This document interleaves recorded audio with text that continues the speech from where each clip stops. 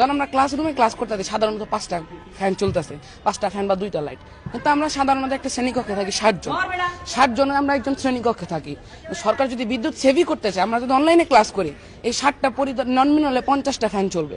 তাহলে এইদিকে 50টা ফ্যান চলতেছে, ওদিকে চলতেছে 5টা, তাহলে আপনার কোনটা বেশি সাশ্রয় মনে হয়? আপনার দুই দিক দিয়ে তো চিন্তা করে দেখতে হবে।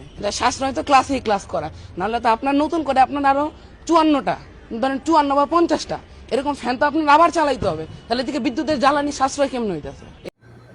ছেলের যুক্তিটা কিন্তু অসাধারণ, এটার বিরুদ্ধে কিন্তু আপনি কোনো যুক্তি দিতে পারবেন না।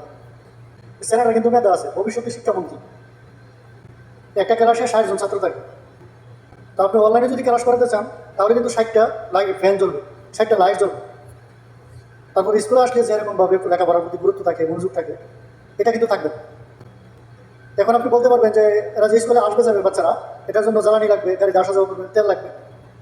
বেশিরভাগ বাচ্চারাই কিন্তু তাদের বাবার যে অফিসে যায়, অফিসের গাড়িতে কিন্তু তারা চলে আসে, অথবা আশেপাশে তারা বাসা আছে, 5 মিনিট হেঁটে চলে আসে, অথবা রিক্সা দিয়ে আসে।